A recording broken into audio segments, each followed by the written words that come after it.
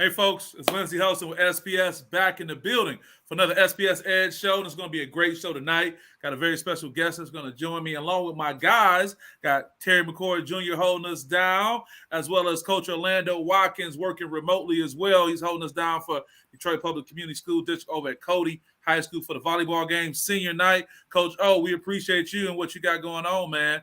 We're going to get right into it, man. We got some breaking news. Emoni Bates has been cleared. The felony charges have been dropped.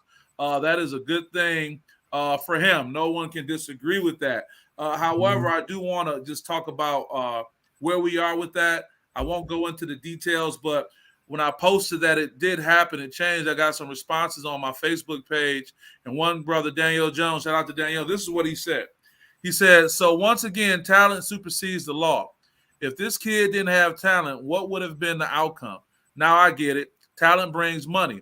I'm all about second chances, but no one deserves a second chance. You earn a second chance by your actions, by being humble, by being accountable, and honest about your wrongdoings. A person in his shoes should have known better, should have done better, should have known his impact and what he's looking to do with his life versus what he was doing with his life. But we can't be perfect, but we should be perfect in the decisions we make when it pertains to breaking laws or potentially hurting someone. We have seen time and time again people use their abilities to forego breaking laws to the point where it's acceptable. So then the question is, what type of leaders are we really making to lead when we're not here anymore? And I responded, I can't disagree with anything you said. We are happy that the judicial system worked out in this young brother's favor. However, accountability is a must. He will have more eyes on him than ever before. Hopefully others learn from his experience. So I just want to say to that, I've been going through a public challenge that having a platform that has to talk about all issues under the sun, including being critical of it. I'm happy that the brother got the felony charges dropped. Nobody want that. You don't want that on your worst enemy. But my concern is this space and time with him being at Ipsy and how it impacts him. I hope he doesn't take on a God complex, Terry. I hope he doesn't think that he can do no wrong. You know, these things can really be exacerbated because all the posts that people are sharing and putting out there and saying God did, which he did. But the other part of it is, man, your ice is beyond thin and what's going on. With that being said, so Terry, what do you think about that? As I look at our brother Ron Charles, Ron Charles said Brett Favre denies wrongdoing in welfare case. I have been unjustly smeared. Thoughts? Well, we know. Yeah, we're gonna get to that, but I appreciate that, Ron. But that's what he's supposed to say. But we all know what it is. But Terry, what's your take on the breaking news of Eastern Michigan Eagle Emoni Bates getting the charges dropped and being able to return to the practice facility and prepare for games?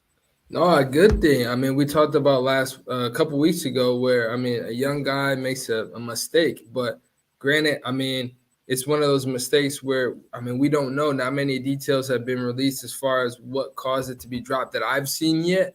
But it's just one of those things where now he's given another chance. And so what does he do with this chance? I mean, he could easily turn this and have this be a life-altering moment where he gets his stuff together, and this can kind of be looked back as his turning point into what got him on the right track to get to the league, or it could be another opportunity to make another mistake, then to not be given that second chance. So, I mean, we hope for the first option, but, I mean, a lot of these things don't come often.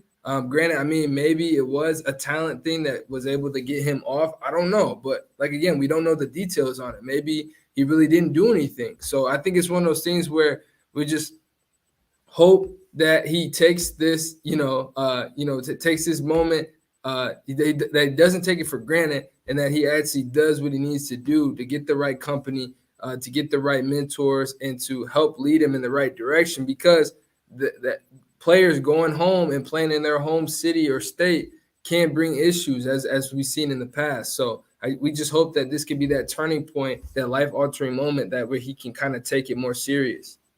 Orlando, I want to ask you about that.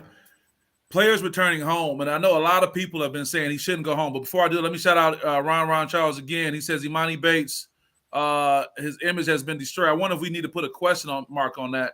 And also shout out to Daryl L. Weaver, the voice of the PSL. Daryl, we'll hear you tomorrow when I'm down at Wayne State University for Cavs versus King in the City Championship rematch, sponsored by Larry Moore over at North Brothers Ford. We'll definitely talk about that too. But I guess my question for you, Orlando, and I know you're remote in the sense that you're at the event and the venue, but my question is, what is really the deal about him going home? I don't think that he could have gone anywhere else. I think him going home was no choice. Yeah. Yeah, I really think at this stage where he was at, it was probably the only option for him at that point. But I'm glad that they was able to plead it down. No felony, but we have to hope and pray that this is the only time. Yeah. Right now, what you've seen, you guys see in the window, you got Eric Pate joining us. My guy E. Pate, historian extraordinaire, smooth brother. If you get the opportunity for Eric to grab you up and say something to you, that means he think highly of you if he pull you aside and get in your ear and give you some news. E. Pate, I know you're getting to your spot to get stationary. How you doing, man? Hey, I'm doing well. Just trying to get situated, man. There's a lot going on in my house today. And I'm going to close the door and come up in the office. But it's just good to be here. Lindsay, I owe you an apology, man. Why? What you do? I said, hey, man, when you going to have me on your little show? Well, it's not a little show. It's a big time show. And, Thank you, sir. It was a faux pas. And being the guy that I am with the accountability piece, hey, I'm going to say what needs to be said, be honest, be forthright. Hey, man, I love it. Love being here. And great job. I've been watching from afar, and it's just an honor to be here with you. Ipe, I appreciate you, man. And, that public statement wasn't necessary, but it's appreciated, and that's no issue. That just speaks to the level of men that we're dealing with and the standard set. And I can go back in the archives and pull the sit-downs that we've had and also all the times just being able to break bread and talk. So you are very much appreciated and welcome on this platform. And we hope for the time that you have, you could share your thoughts on what's happening, and also too, and I'm sorry, one of our great ambassadors for sports is sending me a note. I just want to respond back real quick, and I'll talk about that in a second. Eric, the most recent breaking news is Imani Bates got the felony charges pleaded down. And what my take on that, and I'm happy for it, the judicial system is working out for a brother, but I have this cautionary tale that I've been promoting on this platform, and you know about that. I hope he doesn't get a God complex, and I hope other individuals don't look at what happened to Imani and say, man, I could be like Imani, man. If I get caught with a gun, I can get the charges pleaded down if I do all these things. And, and I guess the later story is going to be, what really led to things getting played down? Was it the fact that he didn't have any previous, legal issues, or is the state of is Washington County so embedded and so invested in Imani that all the people had to come together to say, hey, let's make this work for this guy and work for Eastern Michigan? What do you think, Eric? Yeah, guys, I'll say that first off, I'm happy for the young man. Obviously, you don't want your future thrown away for a gun charge. You certainly want the best for the young man. I wouldn't care if he never dribbled a basketball in his life. You never want that for a black male, period. Society says that, hey, we're 3-4 times likely to be arrested and have charges such as gun charges, marijuana charges, cocaine charges, drug charges, you name it, violent offensive charges. You don't want those things. And this young man, coming on and coming home, it's been a wild journey for him. And from what I understand, this was a friend's car. He had the piece, we called it the piece back in the 70s. You got the piece. Y'all younger than me. Orlando, man, you know how it is, man. That's when you put it in the brown paper bag and you be waiting for the piece, and had a little rubber band and tape on the handle, the pearl handle of the 38. But the bottom line is, man, I knew some people who were trying to get a hold of Imani's dad and try to represent him and do the same thing that just happened. Get the felony off of him and just kind of get him exonerated. I'm glad this has happened for him, but you said something crucial, the God complex. We know people. I can drop a name right now that everybody can understand. That's Keith Appling. People always say, you know, what's up with Keith, man? Y'all Persian guys this, y'all Persian guys that. You know, Keith grew up around the block from where I grew up.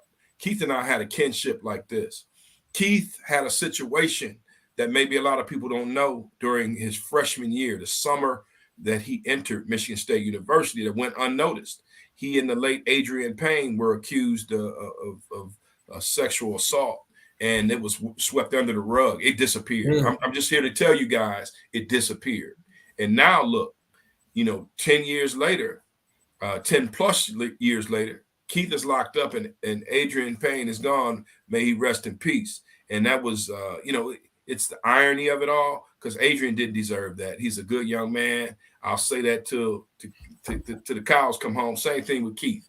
However, these things happen. These conditions happen. These things in society occur, and we do create God complexes. No matter who's right, who's wrong, these things occur.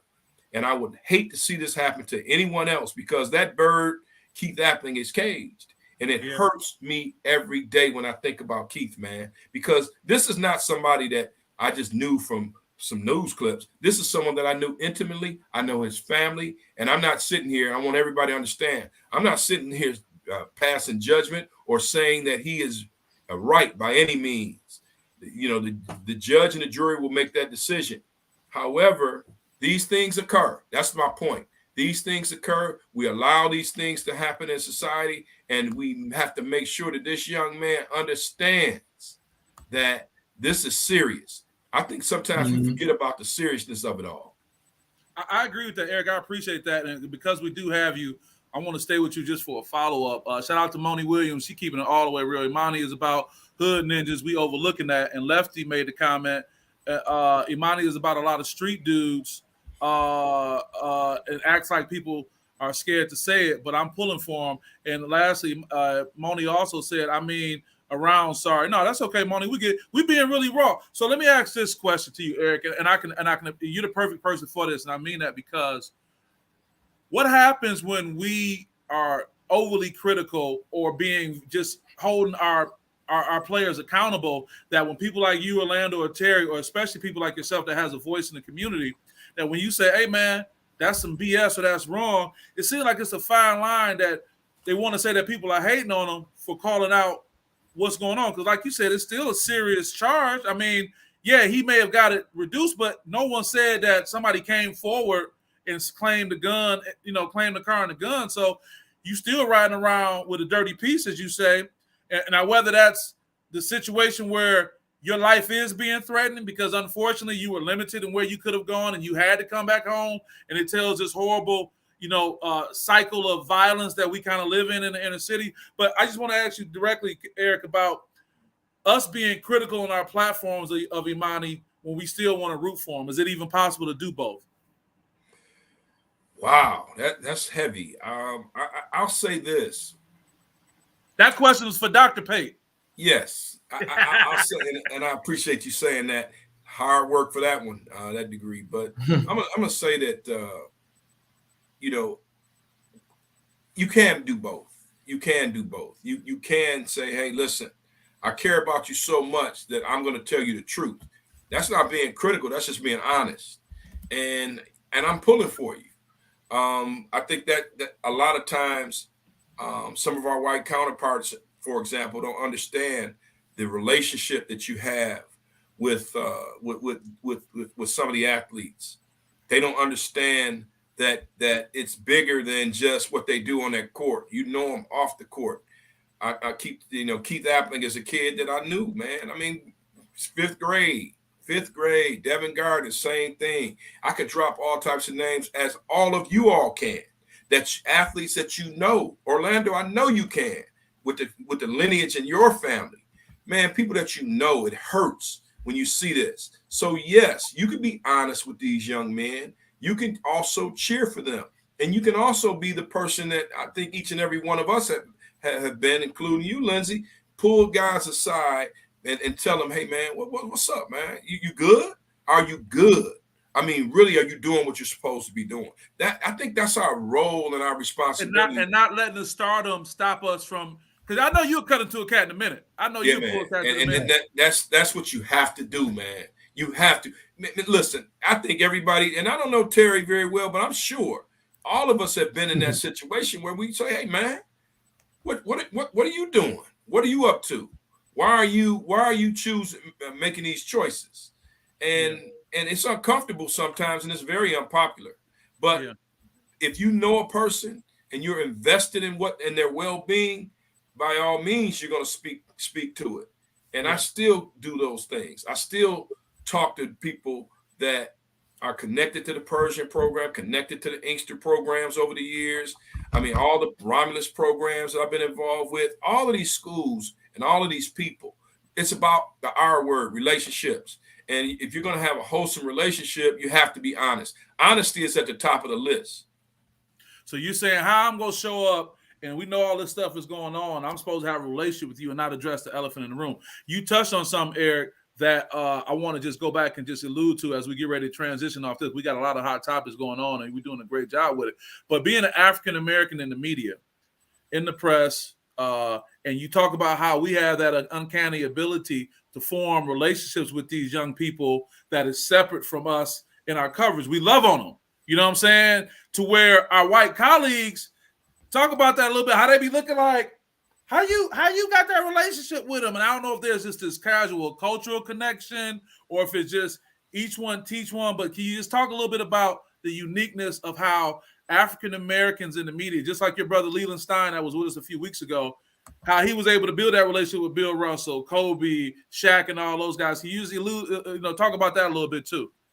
Man, you bring up a good point, and Leland Stein is something else, man. That's my good fraternity brother from the Delta Pi chapter of Michigan State on a line called the Sugar Pi 5, for those who know about Black Greek organizations. I love it. And Leland is a legend, man. Let me say this. It is interesting. In my sports writing days, I covered the Detroit Lions. Barry Sanders is a personal friend of mine. I talked with another Lindsey Hunter the other day. We talked about Jackson State. We talked about possibly going to homecoming together. We talked about, those are the things that we discussed. My relationship with Barry Sanders is so funny. I just saw Barry back in February. His son was playing for Country Day, maybe January. And I'm sitting there and I got my mask on. He's masked up and he recognized me. And he said, "What's up, Eric?" I said, who is this? He says, "B." I said, "Who?" "Pull your mask down." He put his mask down. "Oh, what's up, Barry? How you doing?" We sat and we watched the whole Country Day Romulus game together, just kind of talking. His son, BJ, came in. And those are the relationships, man, that last over the years. They're countless. Why do they last? Why do they last? Because there's a level of respect that you have for that athlete. You've had opportunity not only to get to interview him, but to get to know him, get to talk to him. I remember when BJ was a little fella running around the Detroit Lions locker room at the Silver Dome, and now he's a grown-ass man. And it's the funniest thing in the world, man, because I remember he had his daddy's helmet on, and he was 4 or 5 years old with a helmet, running around, a Lions helmet. Imagine that. And now he's grown.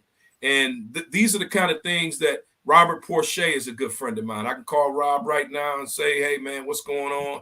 I mean, and our counterparts don't like that sometimes. They look at it as you're biased, you're Homer. Well, in the days of Mickey Mantle, the writers would go out with Mickey and get drunk. And the days of Babe Ruth, you've heard those stories. I mean, but why is it okay for them and not okay for you to have that kind of relationship? Because they can't get that natural relationship. It can't happen. And you probably know, if I could just add, I've had athletes I meet for the first time in a press event, and when it's over, they'll walk over to me and dap me up. And so my colleagues are looking at me like, I don't understand, but there's that cultural connection, that warmth. And even though they know if you asking them about a tough question, they can feel that there's some genuine sincerity. And I think it's hard for them to kind of put that out there, Yeah, absolutely. Lindsey, I couldn't have said it better. And I'm going to say this to you. It is one of those things. It's just like this whole thing that's going on with Draymond Green and Jordan Poole. the brother was it Haynes? Is it Andre Haynes? With NBA TV or TNT, the brother, the dark-skinned brother who Chris Haynes. Yeah, Chris. I'm sure that isn't it amazing that you get criticized for the relationships? I just think that I find that unbelievable. Not fascinating, but unbelievable. How I think it's criticized for the relationships that they can't get. They can't get. That's exactly it. Yeah, and so now you sitting there like, am I doing something wrong? Yeah. When LeBron walk over to him and say what up, and you feeling all, and that's why I push for having independent media platforms. Yep. Where nobody can call your boss and say, what's up with Eric? What's up with Terry? What's up with Orlando? Yep. And I've seen it in wow, what a mouthful. This is where we need to be. This is where African Americans can excel with their own platform, because there's such a distrust in the media. If you talk to black athletes, man, I've been sized up a lot in my past years as a reporter. The brothers aren't, the black men aren't trusting of the media, and rightfully so. I get it. I totally get it. But once that trust is created, there's a bond and there's a relationship that lasts. Yeah, I love it. You spoke on Draymond, and that's something we're going to talk about. We got a lot of comments coming in, so just bear with me. What I want to do is just to keep with the program, we're going to go talk about this image right here that everyone kind of knows. Isn't it amazing how one image, Terry, can just tell you an entire story?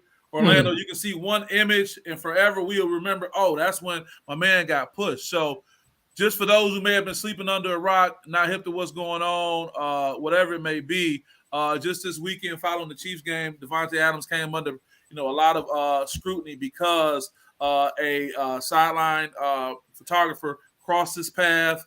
Davante, reached out, pushed him down, and immediately apologized. When I say immediately apologized, I'm talking about apologized as soon as he got in the locker room, said, I shouldn't have did that, I'm sorry. And I think that was a story within itself, but what really blew things up is that when my man went and filed that police report against him, trying to go for deep pockets, and I think that is what throwing everybody up. And it's so funny when you look at the internet, and I always go to the comments. I always get my unofficial research from the comments, because you're going to quickly see, Orlando, where people are at with that. So here's the thing. Some people are saying, oh, man, this dude is out of control. What's wrong with him asking for this type of money? And other people are saying, well, he's wrong, and he's wrong for this, and that. Orlando, I'll start with you, man. What's your take on the whole Davante Adams piece, and talk about the idea of should that guy have filed a lawsuit? What do you think about that? Or filed a police report, rather? Well, Adams within itself, I mean, it's a forgivable circumstance. Football is an emotional sport. If you got an athlete of that caliber, he's putting his heart and soul in, and he's coming off the field. He's in his emotions, he's in his feelings, and now you got somebody jumping in your face immediately, not giving you a chance to breathe or anything. You headed back to the locker room, and he's jumping in your face. So I get it. And you on the road too. You on the road too, so it ain't like you feeling super comfortable. Right, but we live in a litigious society. We get that. But come on now. Yeah, I agree. You getting my man? It's a shove, no harm, no foul. The man apologized. And the other part is, Terry, he did cut him off. He did come right into his space. Yeah, right into him. Next step. Yeah, and that's why extending that arm was able to work. Ron called you out. He said it sounded like you had a hoop game. He had a volleyball game. The senior night right now. Terry, I know you a follower, and I'm gonna get you too, Eric, too, as far as that. Why do you even think it went from? I mean, why would you wonder if this young man put his job in jeopardy by suing? Pretty much, he's suing his employer, or suing an extension of filing a police report to bring action against his employer, if you will. And Terry, what do you think about this from the fact that it happened and to where we at right now with this lawsuit potentially pending with the police report?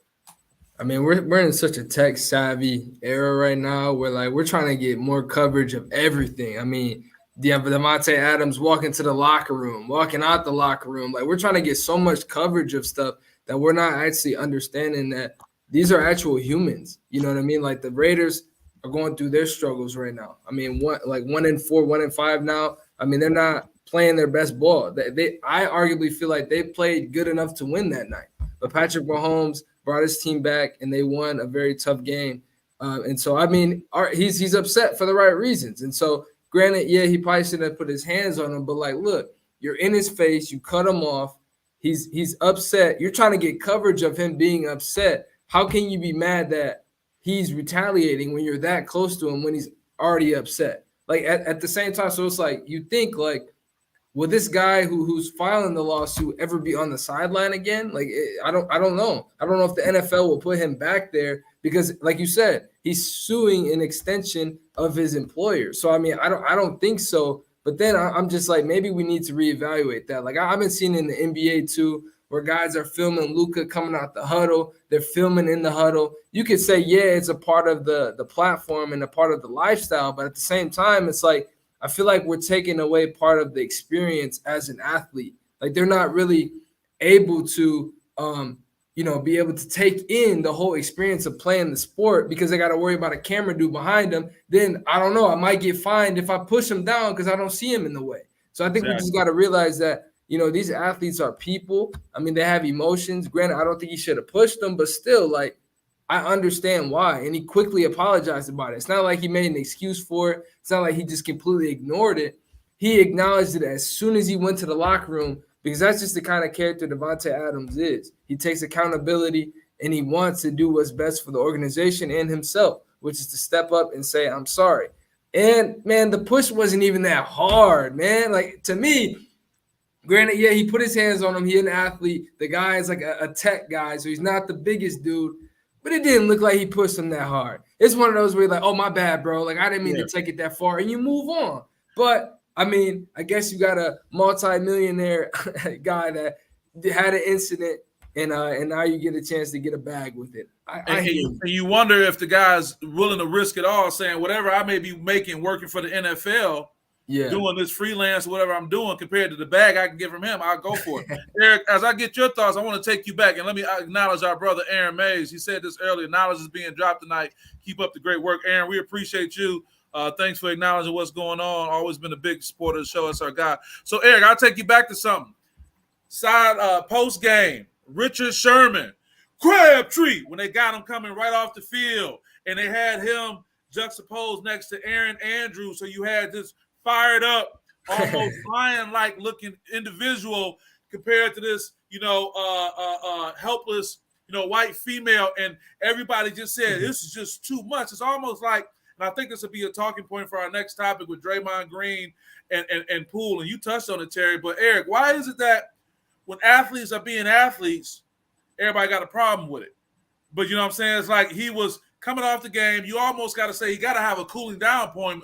But, like, don't nobody talk to me right now. Leave the man alone. Get out his way so he can get off this field at, whatever. And here we go. So, Eric, when I take you back to the Richard Sherman situation and coming to now and just where we at as a whole, man, where when athletes are being athletes, not saying that was a play he ran, but he's still technically in the field of play. He ain't even got off the field yet. He going through the tunnel. On his way to the tunnel. Yeah, I have to, before I address it, harken back to when Dennis Rodman kicked the cameraman in Minneapolis. Everybody has pain when it's a bag on, as Terry said, a bag on the other side.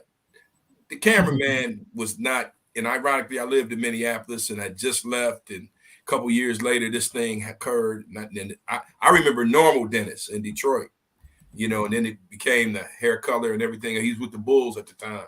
And it's just, the cameraman, act as though his genitals were off and he had got the life kicked, the bejeebers, as they say, kicked out of him. And so he sprawled on the floor, and I guess he got a settlement. And so this cameraman will get the settlement. But everything, I agree with everything Terry said. The cooling off period is huge. They want to get all this content. Our lives will not change if we don't get Luka coming out of that huddle. Our lives will not change if we get Davante Adams heading to the locker room frustrated and mad, and he was very upset at that time. And the cameraman, bad move, man. I always move out the way and let these guys go through. You have to know the etiquette. And that's part of the problem now that you got content. You got some people who are there to get the content, but they haven't been formally trained. They have not been trained to do what trained journalists have done over the years. A lot of untrained folks who don't understand the media and what goes with it, the cooling off period, how you let the athletes come and get off the field. You don't ask them questions on the field. I don't ever remember interviewing a guy right there on the spot unless the guy came over to me or I saw a scrum. I go to the scrum, or if I had one or two that would talk to me as they were walking off and they say, "Come on, man, walk with me." And then you can talk to them. But there's an etiquette to all of that. And the cameraman did not have, the etiquette intact. He didn't know what to do. So he got shoved. Devontae did the right thing. He apologized, but now it's going to be criminal charges, your reputation on the line, and all types of nonsense, man. And that's the headache you don't want to go through. It's like sending the wrong text to the wrong text thread, and it offends someone. Yeah. Do you think the league or the team, anybody going to step up for him? I mean, are they going to leave him out there, you think? The PA, they may say we don't have a leg to stand on. They normally step in and try to help people in the NFLPA. But it's NFL on NFL crime as far as they're concerned, So they got to figure this one out. But it looks like Devontae Adams is going to take an L and another L. I mean, just a bad night for him. Yeah, hopefully he can learn from Orlando. When you see that, you talk about the cooling off period, and to Eric's point, he talked about, your history and lineage. What did you think of just seeing it and where we're at with everything right now? I hate to say it. I mean, social media is a powerful tool and a very helpful tool, but it's a very hurtful tool. And we're going to be victim with it. Everything is a right now type of society. It's horrible, especially in athletics. I'm hoping that the organization will step up because everybody has that settlement price and they just go ahead and pay my man off and keep it moving. So everybody got a number? Everybody has a number. Everybody.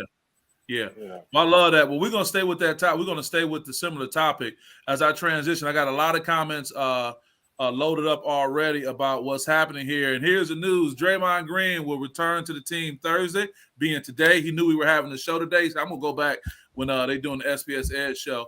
He's been fined but won't be suspended. You like that, Terry? Yeah. But here's the thing that I want to kind of focus on, though, is his head coach Steve Kerr's comments. And along with our great panelists, I want to better get you guys' feedback just as soon as I can pull it up. Oh, here it is. Steve said, in 32 years, I've probably seen 20-plus fistfights. It should not make it out of our walls. We need to do better. So there are two storylines running here. There's the one storyline of, oh, my God, did you see what Draymond Green did to Jordan Poole? But guys like us, and Eric, and I know you're thinking this too, is like, how did that get out? And I think what happened is when mainstream America sees what goes on in any subculture, I'm not saying subculture in a negative way, but a subculture. You got regular stuff going on and you got what's happening in the locker room. When mainstream sees it, their eyes, hearts, and minds cannot process it the same way. Steve Kerr is like, y'all shouldn't even know about it. Like, this is hell. I got punched by Michael Jordan. Right. Terry, give me your take on this when you first saw and heard about this and where you're at with everything right now. Man, that was my first thought. Like, how'd they get the video? But then when I saw the video, it was taken from a unique angle, which made it seem like it didn't come from a direct person of the organization. So rumors are out that it was quite a pretty penny to get that video TMZ got. So, I mean, someone leaked it and someone got paid. I think that's just what it was. So, but it's just sad, man. I think you mentioned it with Steve Kerr, seeing those things, and him and the GOAT got into a fist fight. So, I mean, it happens. I've seen fist fights. I've been, breaking up some at practice. I wasn't really in them. I'm a cool, laid back kind of dude when I was in practice, but it happens. Terry, you want to get your ones in? You want to get your ones in? I never got my ones in. I mean, we talked about it, but it never got that serious. But I mean, it's just one of those things, man, where, emotions are high. You care about the game. I'm sure Draymond and Poole, they looked like they had opposite jerseys on, so they were competing against each other. They were talking. That's just how practice goes. And I mean, they was chirping. And I think Poole too, man. It looks like Jordan Poole has not gotten to many fights because man pushed him, and then he put his hands up. Like, he just took the punch. But I got a source too. So Tom Crawford, my guy, Henry's great uncle, covers Michigan basketball. He said Jordan Poole was just like that with the Wolverines. Chippy, talked a lot. When things got a little crazy, Jordan Poole would continue to go on and on and on until coach had to stop it or players had to stop it. So Poole has that gear to him. And I don't know it's that day where, hey, someone took up on his word and was like, come on. Draymond is certainly that guy. So, but I mean, Draymond, there are arguments saying he got to keep his cool. Okay, I hear you. But it is practice. I mean, the players, when you love someone that much, you get different emotions that come out. You get frustration, you get anger, you get joy. When you love someone and you have that brothers fight, it is what it is. But that same brother, after you fight, someone else talked to him crazy. I guarantee you that same brother you were just fighting will now stick up and fight the other dude. It's just brotherly love. That's how it goes. But, I mean, the same thing, leaking the video, that needs to be addressed more than the fight itself. Because as an organization, you got to keep that stuff in. I mean, maybe you check who's walking around your organization or what, but that has to be solved, because not only does that rupture the trust in the team, but then also, I mean, you get all this unnecessary nonsense. This team is worried about defending their championship. Now they're worried about drama, and does Draymond getting traded? Do we pay him? They already got the salary drama going on. Are we going to pay Draymond or are we not? Poole is still working on that extension. So these two guys in the salary talks, in the drama, man, as a GM, Bob Myers, man, like what more? I mean, you already had the KD stuff. So it's like now this. So, I mean, it just added on drama that should have been held in eternally, but somebody leaked it for the bag. It's all for the bag. Yeah, we've been seeing that theme. What I'm going to do, we have so many lengthy comments regarding this. I want to get to them. So I'm telling our viewers and listeners, don't worry, I'm going to hit you up. So what I'm going to do is, as I start with Ron's comment, Pate, this is what I got for you. I'm going to read through these comments. And after I read through these comments, I want you to glean what you feel you need to out of it, because it touches on so much. But to Ron's point, he says, does Draymond Green hit David West? Why didn't he hit Tristan Thompson? Talking about this time when supposedly Tristan Thompson smacked him in the club. I see Eric smiled on that a little bit. But here's one thing I got before I start reading these. I had one of my high school teammates say this a long time ago. He posted this. He said, I could talk a lot of SHIT because I can fight. It's like, you can't be chirping if you can't fight. That's what, especially man law, is that it's like it comes to a point. Shout out to the late Kevin Samuels. He said there's a low tolerance of violence between men, period.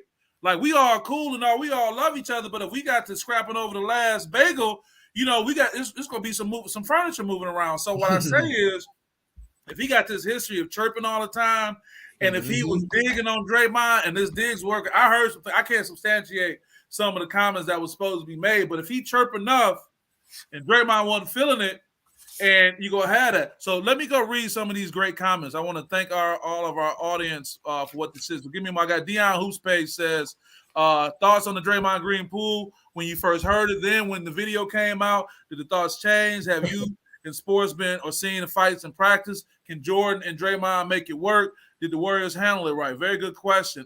D-Nell Jackson, shout out to D-Nell Jackson. If you're the Warriors with Green on the decline, do you choose Poole and Wiggins over Green? Green hit him like he talked about his mama. I wouldn't be shocked if Poole's family and some goons came to ring that night. But they say Poole said don't suspend him. Okay, Melissa, shout out to Melissa. She says, what are y'all thoughts on Draymond Green? Mom, yeah, talking about it wasn't a sucker punch. Can for y'all discuss it? Yeah, my mom did come out and make a comment about that. It wasn't a sucker punch. And then Hoop Squad said, what's the deal really with Draymond Green? Do you all think he feels he's on a superstar level? Don't he carry himself like he the shit? And don't get me wrong, he's his heart and soul, but his productivity be on decline. Last few years, he was benched in the finals. He kicking Steve Adams a few times in the nuts, kicking LeBron in the finals, hitting the kid on MSU campus. Yes, I remember that too. Kevin Durant drama and now Poole stuff. When it's time to maybe move on, he is Curry. he could be out the league. Okay, well, a few more things. Aaron, our brother Aaron Mays again, but the fact still remains that Draymond punched Poole. It cost the Warriors when Green acted out on KD, and he left after that year. And now this. What our guy Lefty Johnson said, man, Jordan Poole, a lover, a pretty boy that wears shorts. He didn't want to fight back. Oh, you talking about his shorts? But was it a sucker punch? One more thing. I think we got one more left. Green might be a fake tough guy. Oh, one more. Our brother Roderick Wilson. Shout out to my boy Rod. Appreciate you, brother. Go see this weekend when we get up to Western to celebrate 60 years. For the chapter. Rod says, looks like Draymond will be on the outs. If the Warriors kept them both, the luxury tax would be $500 million. If anybody can handle being hit with all this information, Eric, I'm going to throw this on you, and Orlando will be able to finish up. Of all these comments about Draymond, or just going back to the initial that it happened, what's your take on this whole punch gate that we're dealing with right now? Well, guys, I have some quotes that were sent to me regarding the argument. If you can, if I may. Please.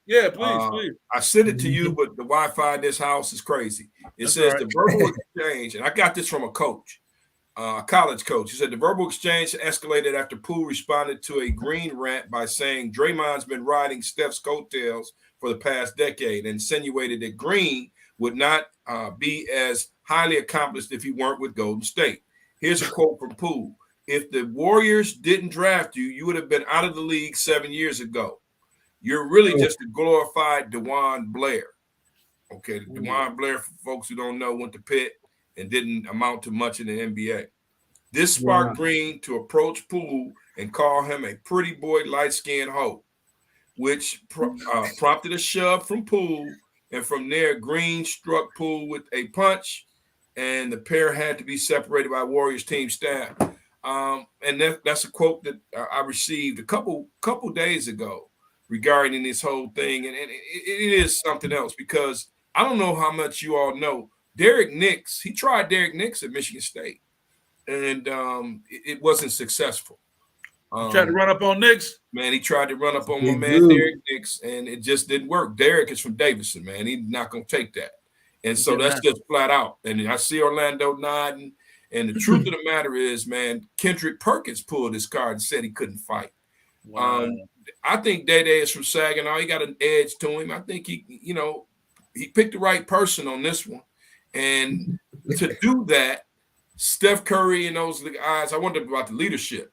And I want to correct, don't mind me, Terry. You said Steve Kerr got hit by the GOAT. The GOAT is Kareem Abdul-Jabbar. I just have to salute to Kareem. But I'm going to say this, man. I think that Steve Kerr is right. Back in his day, there were people present when Michael Jordan socked him.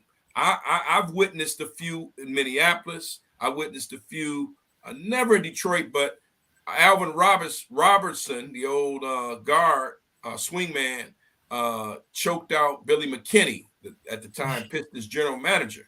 I know people who covered that, and they were in the Palace when it went down. Okay, it was commonplace. Then the media suddenly is banned from practice. Some say that Golden State leaked it so they won't have to pay him. That may be true. I've heard all types of stuff. That's probably the most clever move to justify it, because you would think that entity has a little bit more control compared to saying, no, I'll put it out there. Wow. Yeah, it's sad if it did happen that way. And you're right, Hoop Scoop. No one is messing with Alvin Robinson. That Q-Dog, may he rest in peace. And is he still alive? Alvin can fight, man. And so the truth of the matter is, the NBA and the way it's shaped now, for that to leak like that, it's very suspicious. I hate it happened. Jordan Poole, y'all remember he was part of the Drip Boys or whatever they had up there. He and Livers and a couple with the little, the short shorts, and they had a little swag thing. It's just something else. And it's very unfortunate that this happened, because if Draymond Green is a true leader of this team, and I'm still mad at Steph Curry because he didn't even say that's enough. He didn't go break it up. And, people kill LeBron James. If this were LeBron James, and I hate to be the person that interjects LeBron. No. I'm big on LBJ over here, so that's cool. Man, Lindsay, guys, Orlando, Terry, y'all know damn well if this was the Lakers and LeBron didn't step in, he would be dog. Can I curse on the show? He Yes, would you be can. dog shit. Yeah. Now you got Curry, who didn't step over there and stop big old Draymond Green huffing and puffing, pulling up on a little skinny, frail, light-skinned cat, busting him up, 2 combo pieced him. And I mean, it's like, how do you regroup from that, man? We PSL guys. We guys from Lindsay, where you from, Lance? 7 Mile and Evergreen. I went to Henry Ford. That's right. And Terry, where you from? Lansing, Michigan. And so that's close enough. So Orlando, where you from? 7 Mile in Southfield. Hey, 7 Mile and DeQuinder. Shout out to 7 Mile. Listen, I done seen the fights in the locker room. I done had the fights at Mary Grove College in the locker room, fighting with guys, man.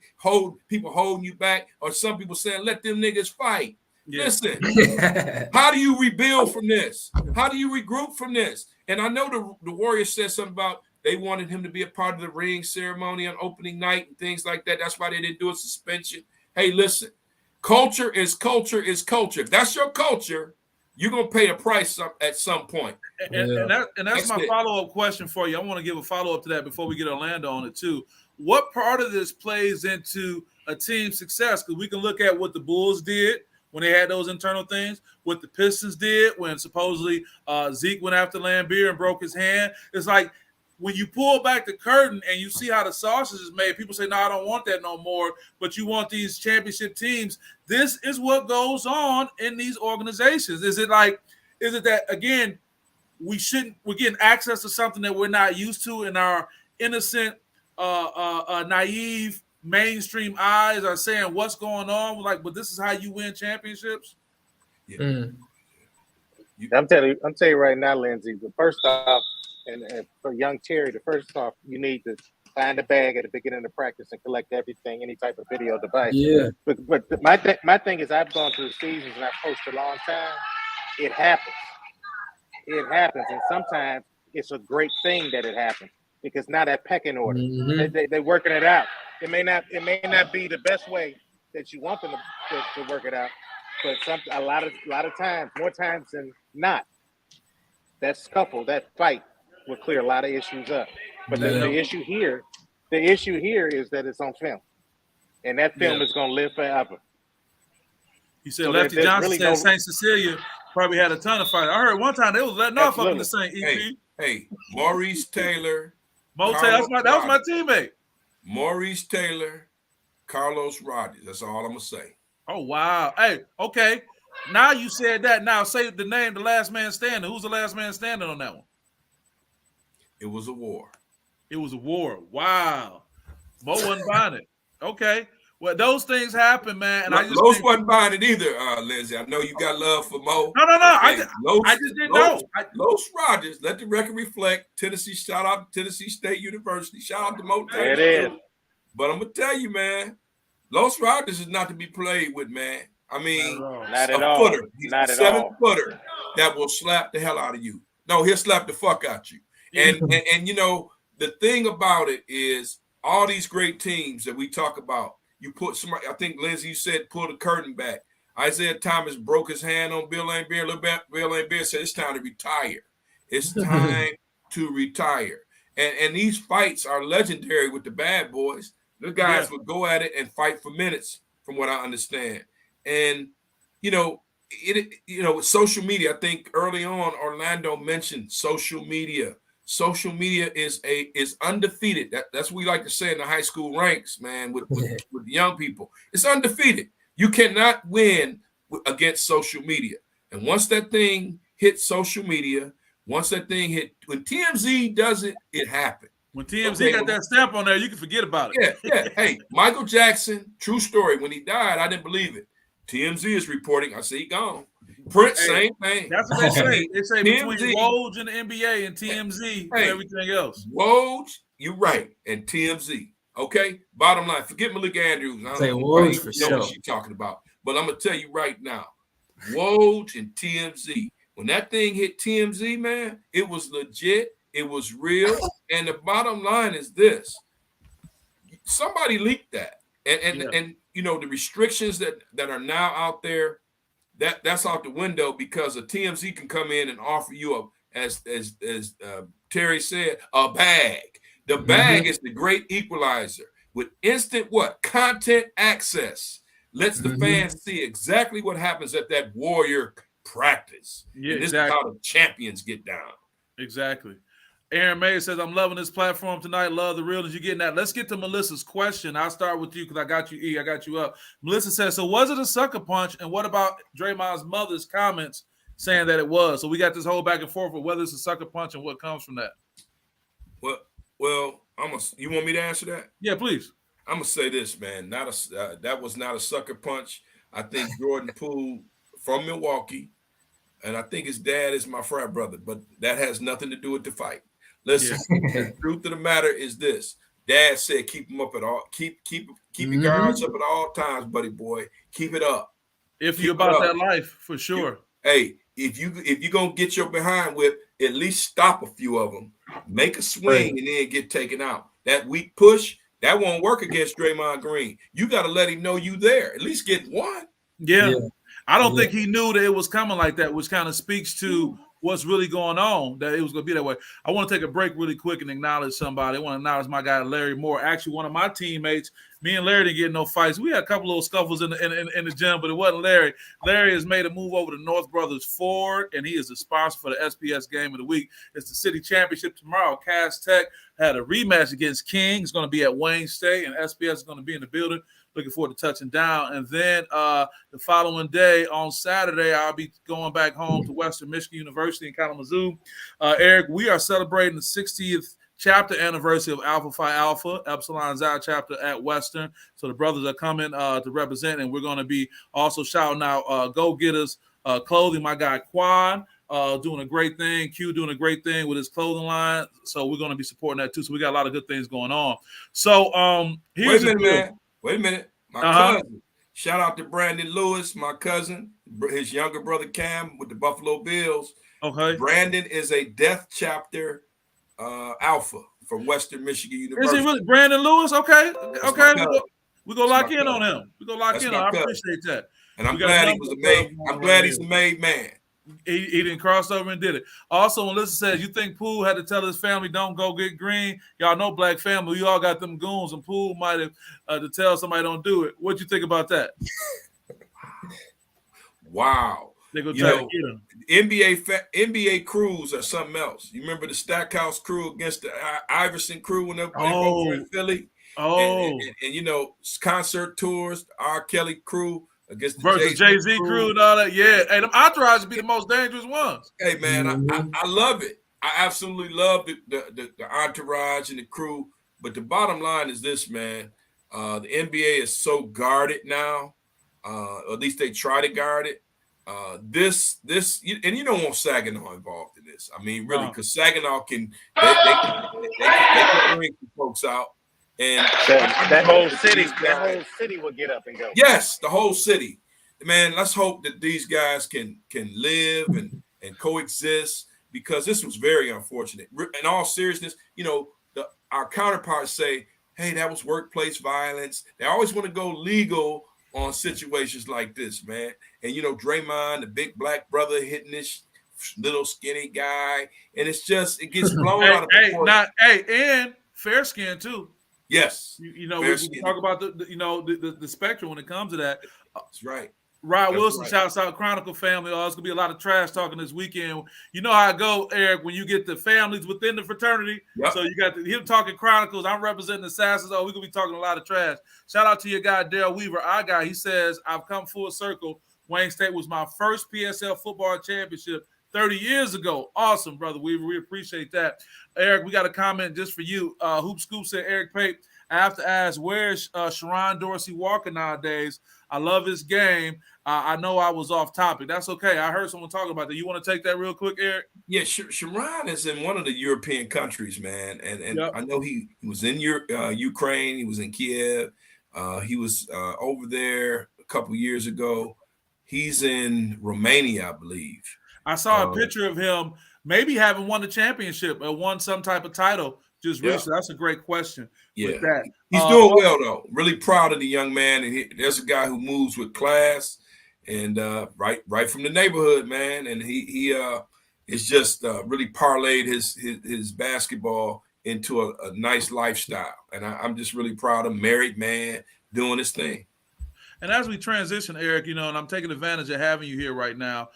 That comment is pretty cool, and it kind of goes under the radar that these guys end up going on and having professional careers, having a great lifestyle, and can really do well. We just don't see it every day because the K-Felders are in China, or the other young men that you say are in Europe or whatnot. And I think people miss that point with this whole D1 or bust mentality. If I don't make it here, I'll never be able to be successful and to be able to go make a great living. Orlando, I know that you are in and out. You got anything you want to share on that before we get to move to the next topic?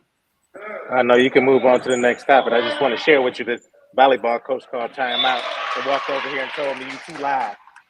You said you too loud? He said I'm too loud. Hey, he must be losing. Is he losing? Now they up right now. What are you tripping on? Tell us where you at, O? You at Northwestern or Mumford? Cody. You know I used to be the AP over there, man. Over in Cody, man. So shout out to the comments, baby. Joy Road. Yep, represent. Sure. We have another thing we want to move on. Last question. Hoop Scoop said, what's the other Walker kid that played with him? He was a lefty. Yeah, well, I'm going to say it's Martez Walker, same street. Cardone, man. It's Cardone is 7 Mile. Cardone's going down, huh? Shout out to Martez had to clear up some legal issues, man. And that's all I'm going to say. And now let's hope that the young brother can get out of here. That's what you always hope. He can still play a little hoop, man. Get some money over in Europe. As they say, Terry McCord, put it out there. Get that bag. Get that bag. Man. Get that bag. They pay in China. They pay in Europe. They pay all over the globe, even in Africa now. So hopefully we can get Martez out of here.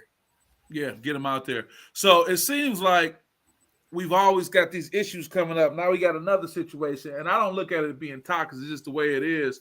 Of course, Deion Primetime and the scuffle that happened after the game versus Alabama State against Eddie Robinson Jr., who I've seen the statement say is not the son of famed legendary coach Eddie Robinson from Grambling.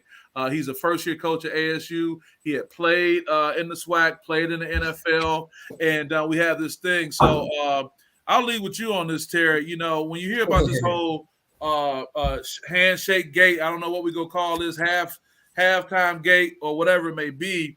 Yeah. Just if you had to take a side, what side would you take and why? How about that?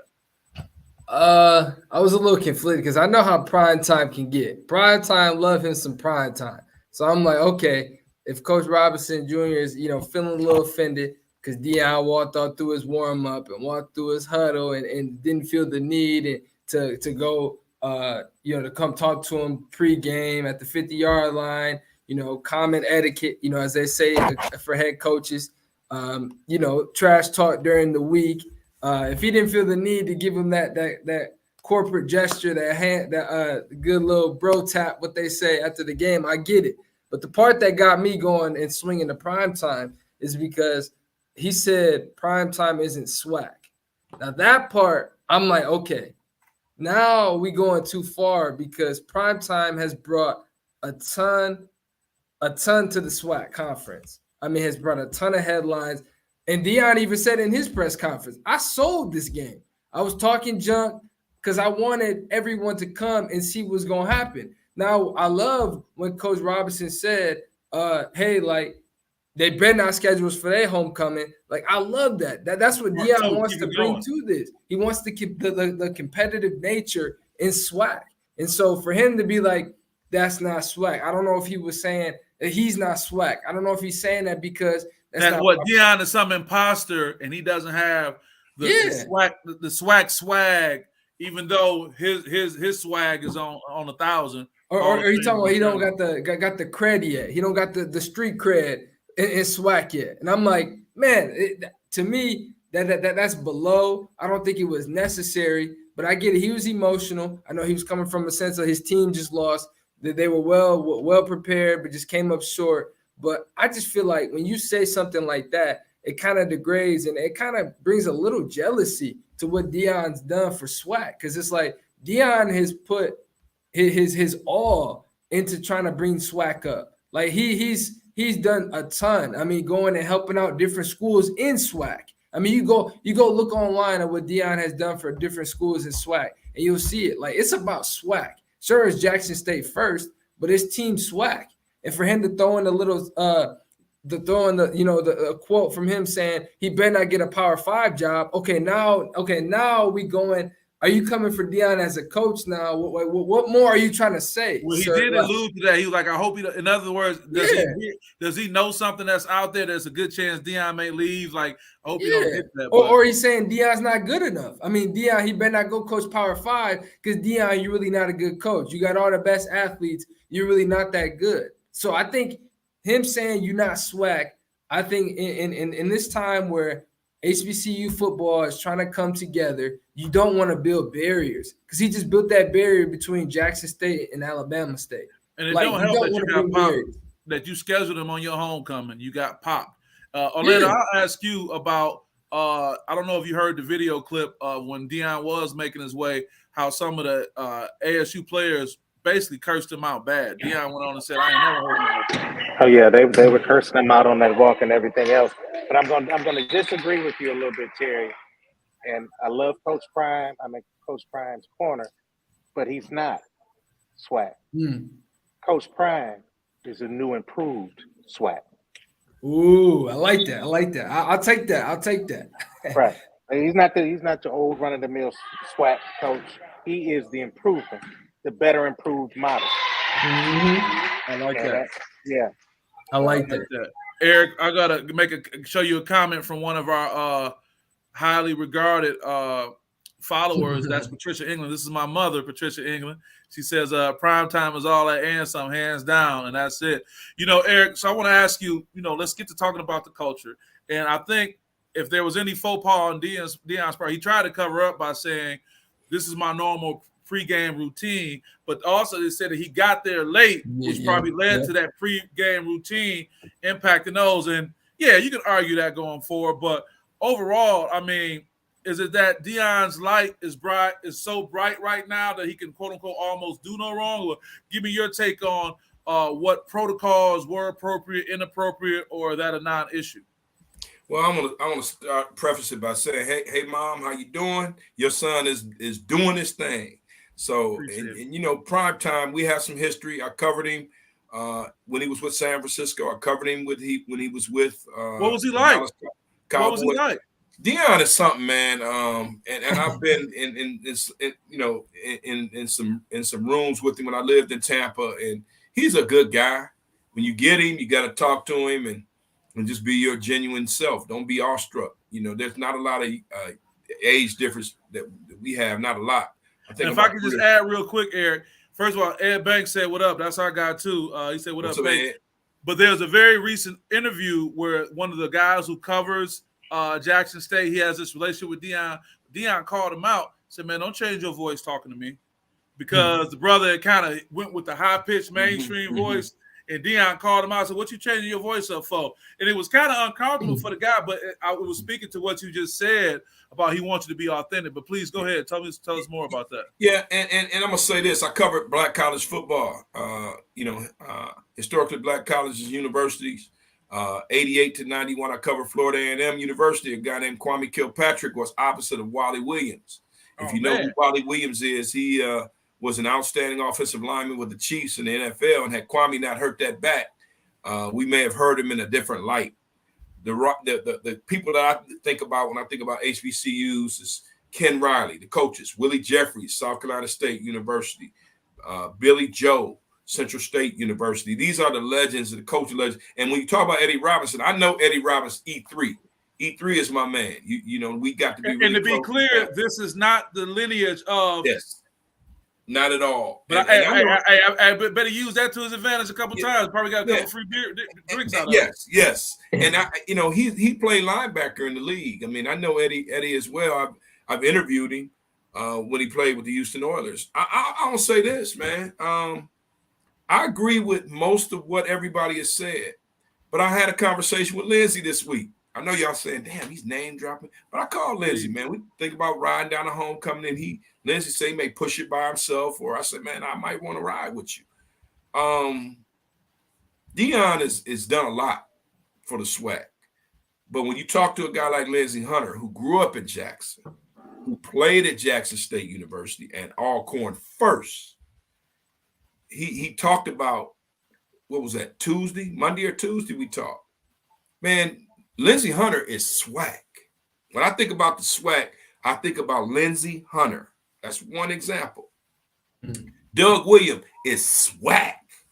I mean, they get no more SWAC than Doug Williams, the first black man to lead a team to a quarterback, first black man, a quarterback, and lead a team to the Super Bowl victory with the Washington Redskins. Listen, Deion is not SWAC, but as somebody said, I think it was either Terry or Orlando, he's taking this thing to a whole other level. Yeah. Okay, now let's acknowledge that. Okay, we put all that over here. You can't do that at Auburn. You can't do that at Georgia Tech. You can't do that at Colorado.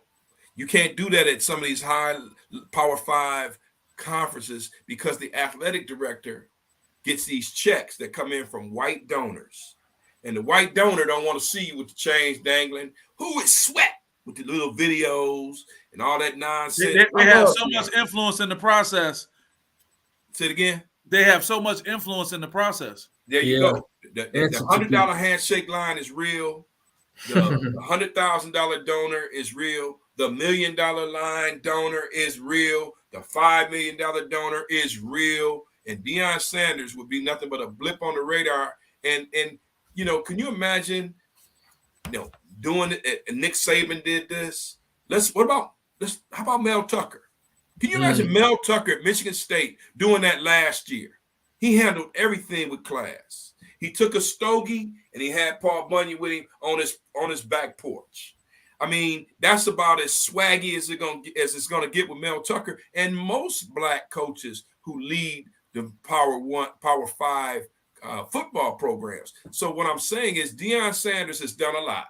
He's taken the profile of Jackson State and put it up here, and he did sell out Alabama State.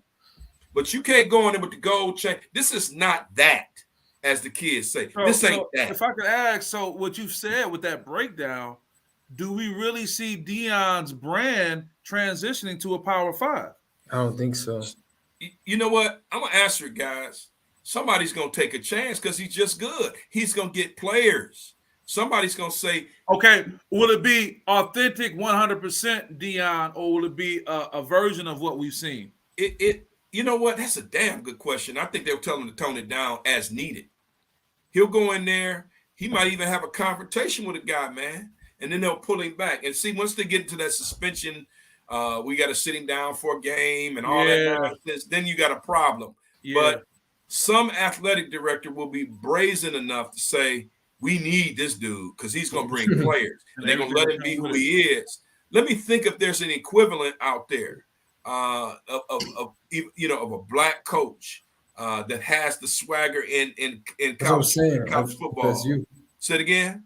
I was saying when my pops said, I can see Terry McCord Jr. right there. I don't think so. I don't think FSU wants him, and I don't think he'll go back there. And here's so there's love lost right there. They blew it. They blew it. They had an opportunity. The program had hit rock bottom. I forget the brother's name. Yeah, I know you're talking about. Another white Willie Taggart. Yeah. They had an opportunity, and I think there's some bad blood there. Now, could you see him doing this at Ole Miss? Can you see him doing this at Georgia Tech? Can you see him doing all these things, at some of these other Power 5 conference schools? You don't see very much of this. Very conservative. The only school that I feel like has a black coach doing that is James Franklin. You could say maybe he's light enough, but James Franklin got that attitude where he says some things where it has reporters and people giving him the side eye. Like, did he just say that? But I think because Penn State has had like Joe Paul and like coaches who have, they're all in the Penn State football, that James Franklin has just done his service there. So he's kind of gotten away with some stuff. I feel like James Franklin would probably be the guy I'd say with Mel Tucker, where he gets a little swaggy, but is able to get away with it a little bit. Yeah. I'm trying to think of if there's anybody, James Franklin does toe the line. But I'm trying to think if there's anybody I can't recall any black male a coach who happens to be a black male having that outspokenness, that unabashed. And if they did, they didn't last long. I just can't think of anybody. Shout out to Ed Banks again. He said that's so true for James Franklin. I think we have to be reminded that the position of head football coach in college football, that is such a conservative position for the most part.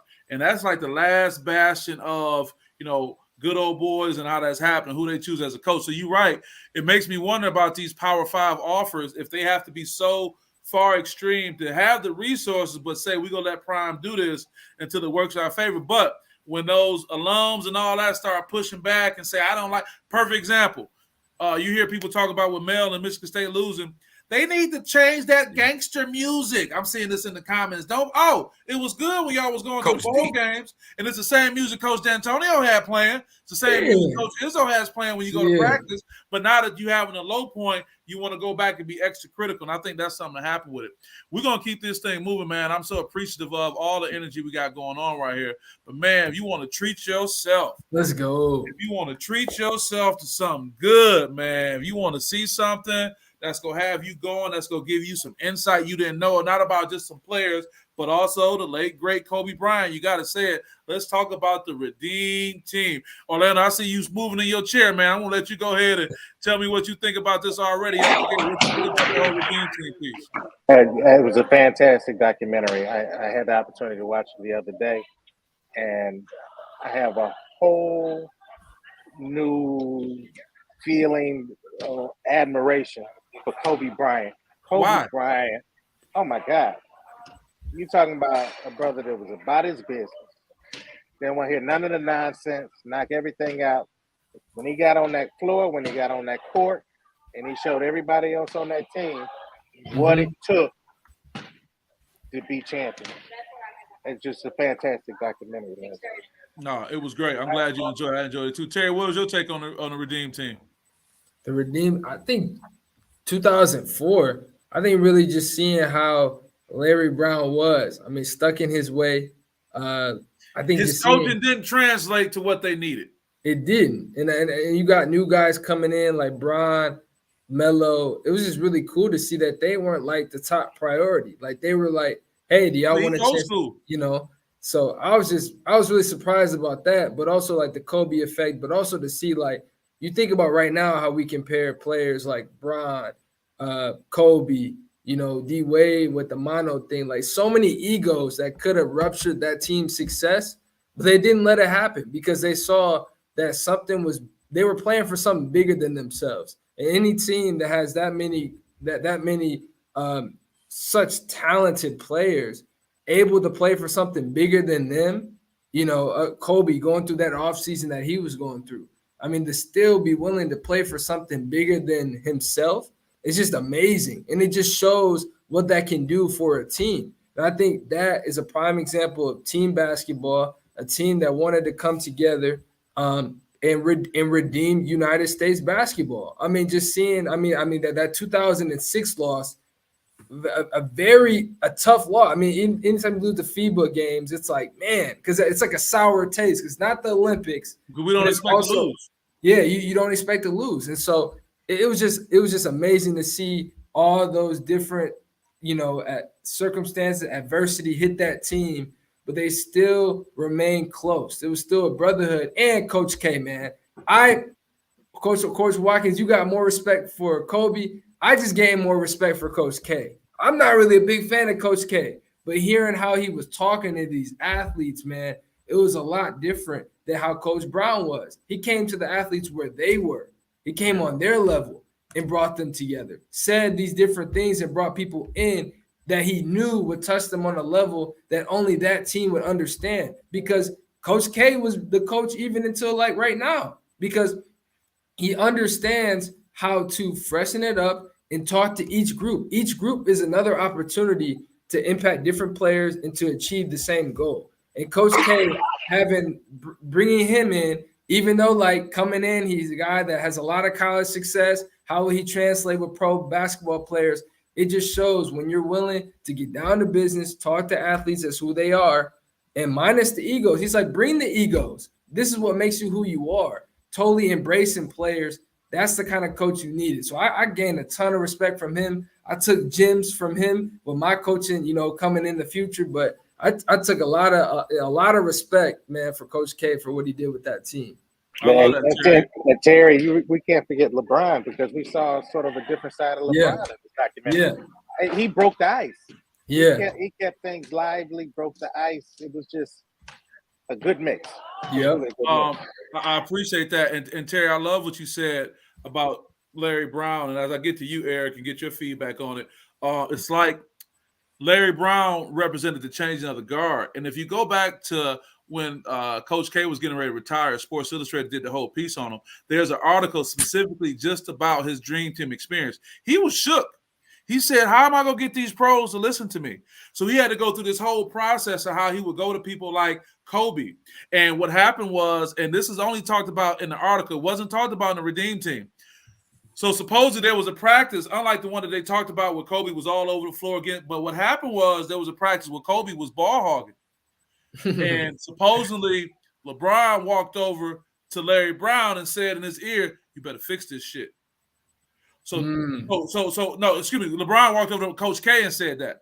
So Coach K was like, Coach K had a moment like, what am I going to do? So what he did is, and I think this is a great approach for coaches dealing with high ego type players, he went to Kobe with the laptop and he sat down and he showed him plays. And he said, Kobe, do you really think that was the best play? So here it is, Coach K, Eric, who's revered everywhere he goes, who can get any recruit he really wants for the most part, but had to humble himself and use Jedi mind tricks to talk to Kobe Bryant to get him to come on board, because he said it wasn't about Kobe coming on board. It was about winning LeBron. He said because LeBron was a 10. They didn't talk about that. So, Eric, give me your take on the Redeem Team, and also to Terry's point about that transition where that old school pecking order that Larry Brown had established, meaning he didn't play Melo, he didn't play LeBron. He was like, y'all don't know. And Coach K saying in the documentary, we got to learn the international game. Yeah. I think the problem was that Coach Brown and others were still playing the American game. But, Eric, what's your take overall on the Redeem Team and everything else we got going? Well, guys, I got to disappoint you here. I fell asleep on it. You fell asleep on it? I fell asleep on it, man. You just had a long day. Hey, it was moving. I just fell asleep on it. I have to be honest with you. Kobe Bryant is, I really learned to appreciate Kobe after Shaq left. I got some Kobe Shaquille stories. Back in my radio days, I'm interviewing Shaq, and I'm giving him a hard time about being an Omega. And I called him a Q cousin, called him a grad Q. Ooh, wow. And Shaq said, man, no, you got it all wrong. You got it all wrong, man. Check my record. We going back and forth. And we spent about, during the open locker room period, man, we spent probably about a good 45 minutes together. And, he did some drops for me when I was working at WDFN. When I'm in Detroit, I listened to the Third Shift on WDFN with Eric and Sean. Sean Belizian was my partner at the time. So he did those drops. He did all those things. And so Shaq and I struck up a great stuff we were talking about earlier, a great relationship, man, just because we were, I mocked him.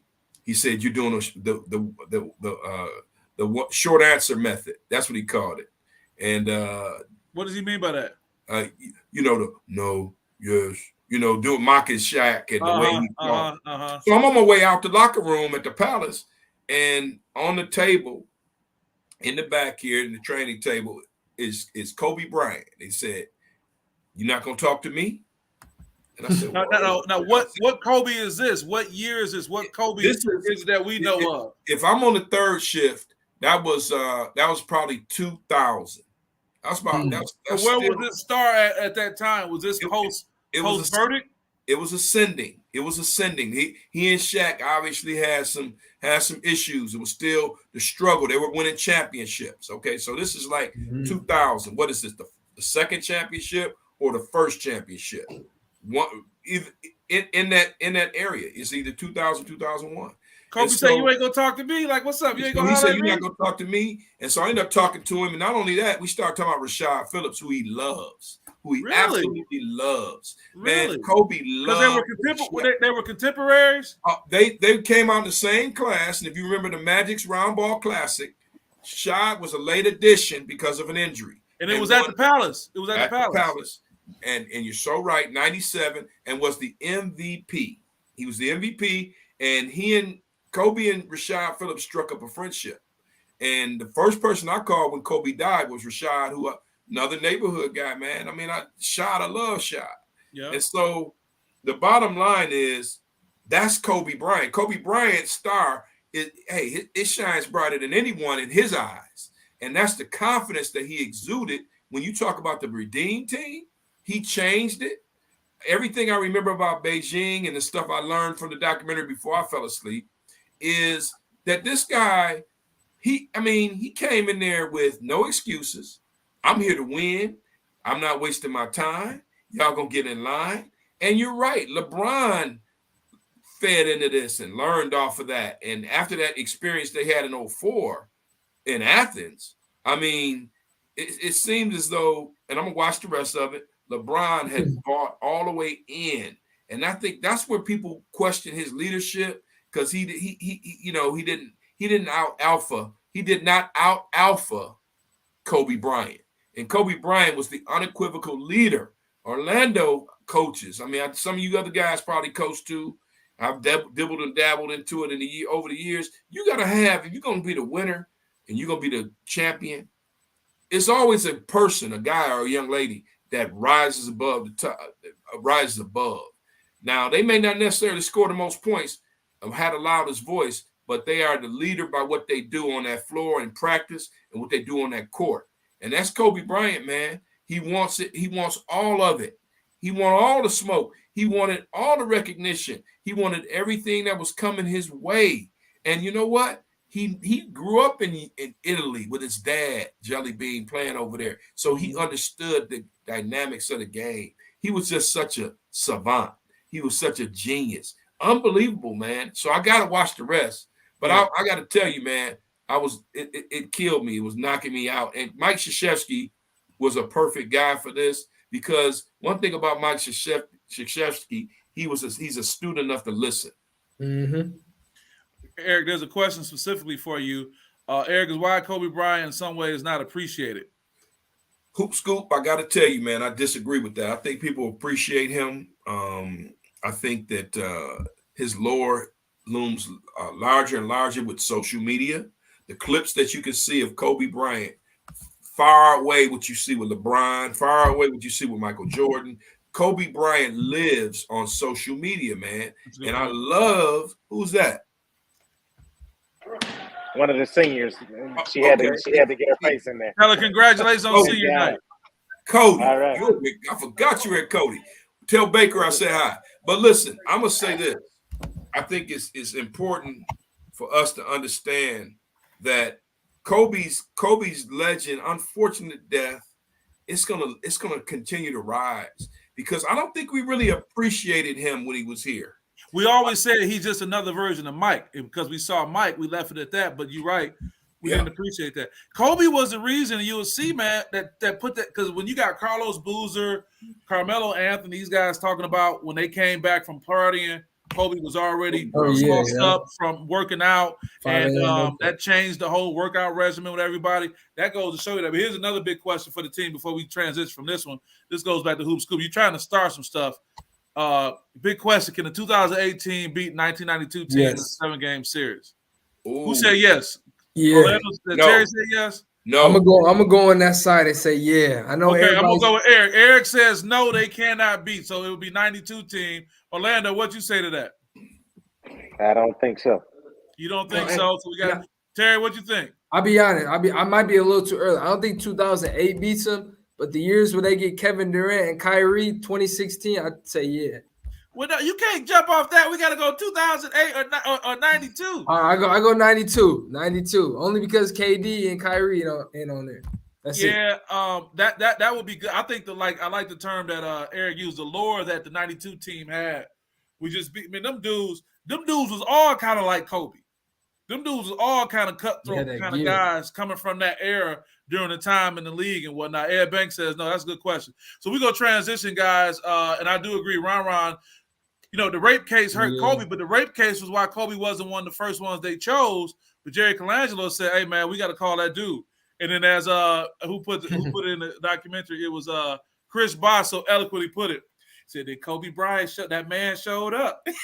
He showed up to say today. He was like, tired of watching y'all lose. Let's win. Yeah, he said, I'm tired. And Ron also that 1992, the difference is Michael Jordan, the size of the 92 team, they didn't even use Bird. Yeah, that was a whole different animal going on. And in all fairness, 92 was the last time you got every top player you wanted. Because think about that. Shaquille didn't play on that team. It was all because this was coming off the the Middle Eastern conflicts, and them players like, I don't even want to go. They were staying on the Queen Mary. It was a whole different experience. So they didn't even have the best of the NBA, which is what that dream team in 92 had. Stan will say, did you ever think you would see today, Eric, where you see name, image, and likeness going on, whether how we feel about it, where you got the son of royalty and LeBron James' son, keeping it all in the family, where he's going to strike up this NIL deal going on with that. I mean, I'll just start with you to begin with, Eric. Just the NIL deal that Bronny James has. How do you feel about it? What do you think is going to come of it? Or is it just another day, being part of the James game? Well, I'm going to say this. If Michael Jordan is the GOAT, with these kids that LeBron has, what does that make him? Because Jordan's kids ain't that good. They ain't as good as these guys. I'm going to tell you right now, the one that Jordan's son that went to UCF, pretty good player. But this Bronny James and Bryce, oh my goodness, man. Give them all the NIL money they can get, and I hope it can lead his path all the way to Ann Arbor, Michigan. But it looks like he might go over to Ohio State. But I'm glad that he's getting some of this NIL money and this shoe money, because it's imperative that these guys get a piece of the pie.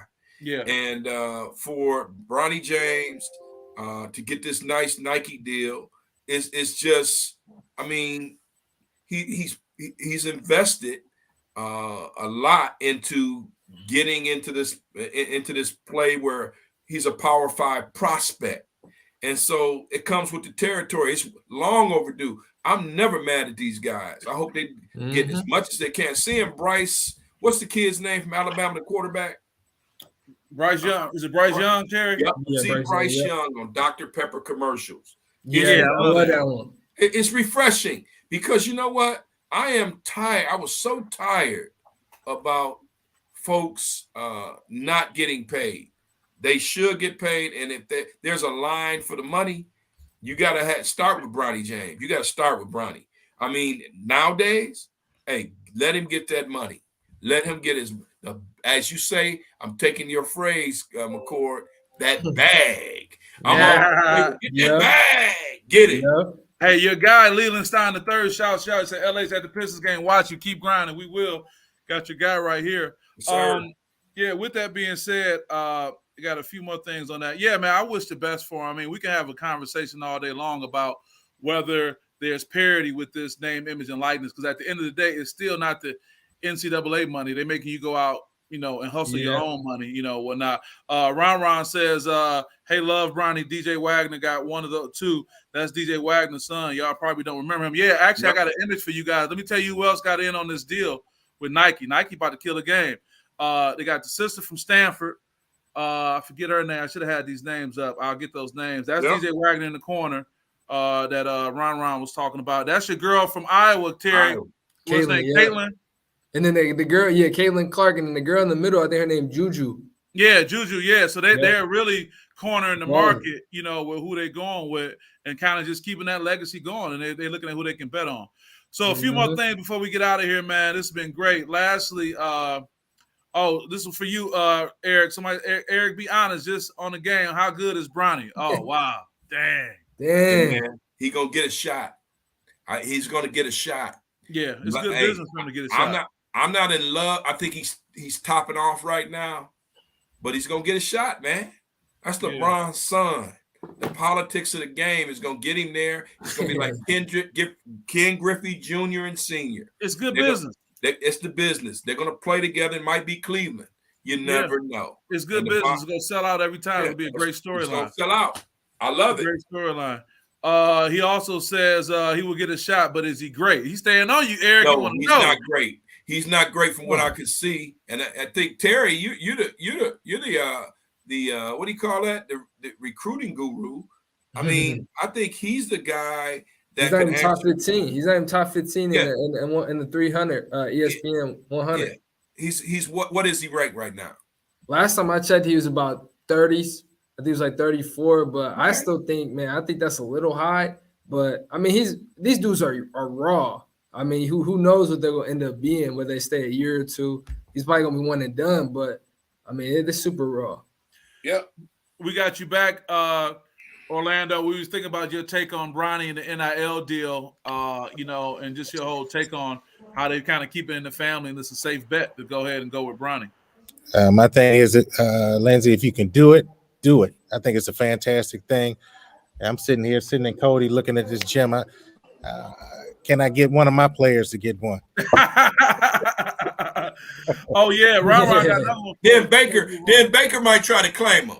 Baker might try to get some of that. Oh yeah, Baker. Hold on, and Baker's he been standing and he want to come on here and say something to you.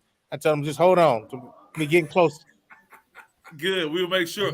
One more thing before we transition. Ron got another good one. Fellas, did y'all see the stuff Westbrook did last night? Did you guys see Westbrook refuse to go into the huddle that Pat called on the court? He got to go. So what happened, Eric, was this. Impromptu huddle, when the team members do the huddle on the court, Westbrook wouldn't come in. AD had to try to grab him. You can see and then he walked over and was 3 feet away. What Ron say? Act like a brat. Got Baker in the building. What's up, Bake? What's going on, fellas? How y'all doing? Good, man. Good. Got your guy Eric Pate out here, man. You see, we got Eric out here helping us out, getting it in, man. I see the voice. That's what I call my man Eric. The voice. Yep. The voice. My God. Cody, we're gonna make sure we keep it down. Lindsay, I didn't see that, man. I missed it. I tell you, I fall asleep on these things. No, it was after last night's game too. Yeah, I caught it real quick too. But I think it's speaking to what everybody's concerned about. Like, there it is right there. Like, here's Pat Beverly taking a leadership role. And what Ron say, but then Pat Bev tried to do a huddle in the middle of the game and he didn't come over. Yeah, that's what I'm talking about. And LeBron was in the huddle. AD was in the huddle. I forget who the fifth player. Everybody was in. And then he only ceremoniously stepped closer to kind of say, okay, I'm here, but I ain't coming all the way. So I don't know, man. That might be what you got to deal with going forward. Man. Nobody want him, though. We got one more thing. We're going to switch with the time we have, and I appreciate our guests for being on here. Last thing we're going to be talking about tonight before we get out of here is the new coaching changes down in Carolina. I got some new news about Coach Steve Wilkes taking on the new job. Matt Rule got sat down, but some say he may have the best job in college in the country. Yeah, he gets $330,000 a month until next year for just sitting down. So we got a new sheriff in town. They've hired Steve Wilkes. He's been Panther defensive game, the pass game, the coordinator, and secondary. He's a new interim coach. What do you think about this experience, Eric Pate? New guy coming in, brother coming in. We know how much scrutiny there is when it comes down to African-American head coaches in the NFL. Is he inheriting a sinking ship anyway? Yeah, and unfortunately, he is. We always get the job when it's a state of duress. That's what happened. Wow. He had 1 year with the Arizona Cardinals. He ends up luckily he was still in the league, and now he's with the Carolina Panthers, and he's getting a shot after Matt Rule, who I wonder about, like, what some of these owners are thinking about. Matt Rule has a job. Dan Campbell has a job. There are other NFL coaches head coaches that you can go down a list and wonder, how is he coaching? Matt Patricia's on a staff. Jim Caldwell is not.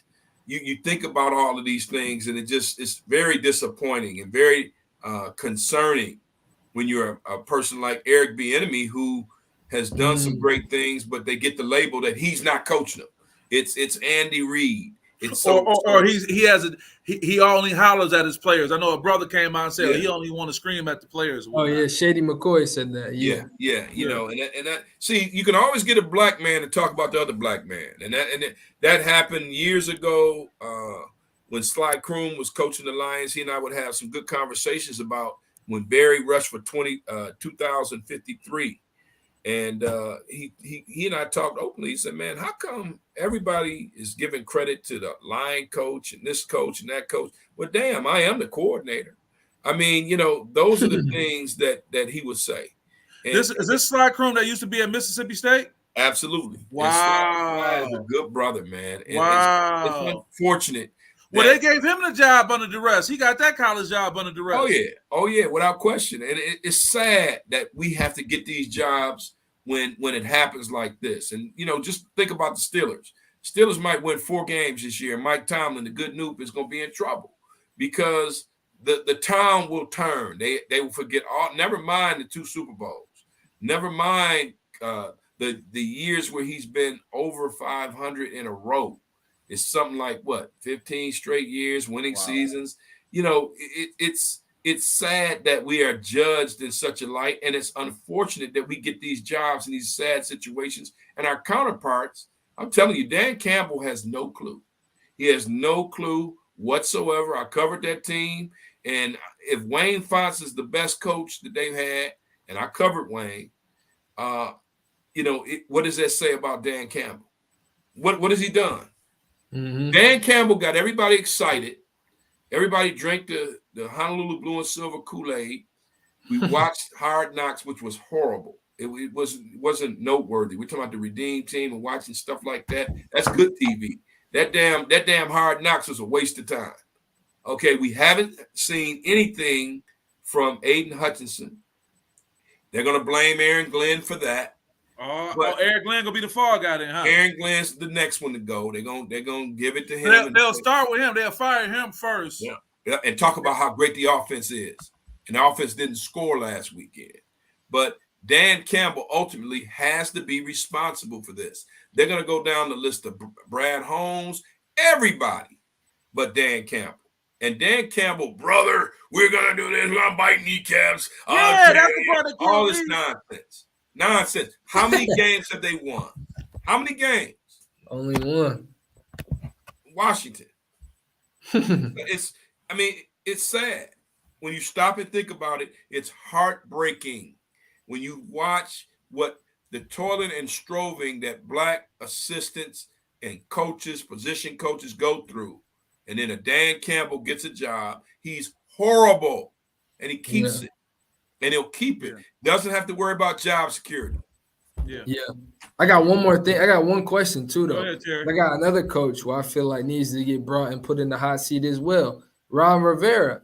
I mean, the guy, Ron Rivera, what he said about Carson Wentz. Carson Wentz, honestly, with the line he has and what he has around him, which, I mean, he has some skilled guys. He's actually done fairly well. I mean, he has his very low moments. But also, I mean, he's not doing as bad. I think Ron Rivera, again, a guy who needs to be held accountable. I feel like he ran Cam Newton now. Part of the reason why Cam Newton got so much slack was because the way Ron Rivera was coaching him. So another guy where I'm like, why is he still in his job and why is no one talking about him being on the hot seat?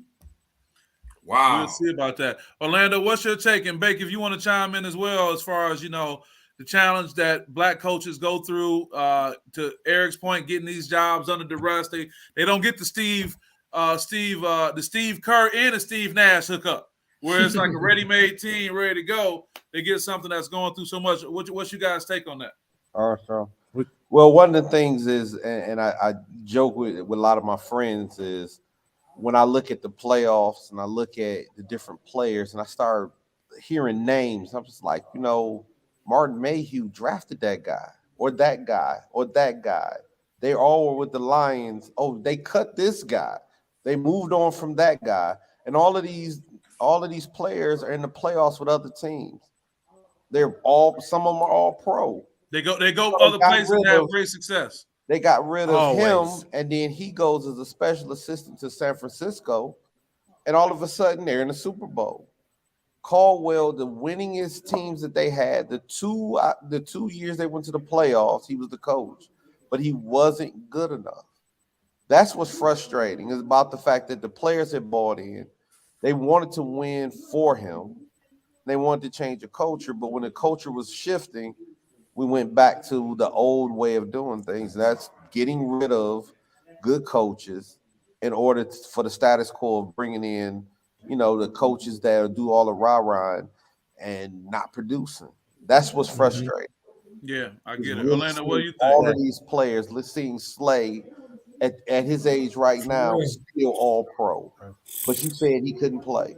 Right. Yeah. I mean, Baker hit it on the head. I mean, he did. The point is, when are we going to stop getting New England's hand-me-downs? I mean, basically. Because they're going off that branding. Daryl Weaver says, I'm like you, EP. I'm tired of not having my cornbread with Sunday dinner. You won't you won't get that cornbread. You won't even get cornbread dressing on Thanksgiving because the Bills coming to town, big fella. Oh, man. They got them on Thanksgiving? Yeah, man. You ruined Terry's night, Eric. Hey, whole family will be down there. Whole family will be down at the Kappa House tailgating. And wearing our number 39 Buffalo Bill jerseys. I never wore a man on my back, but I'm wearing it to Thanksgiving. I'm getting my food coma early then, because I'm not staying up to watch that one. Hey, that's gonna be ugly, man. It's gonna get real ugly.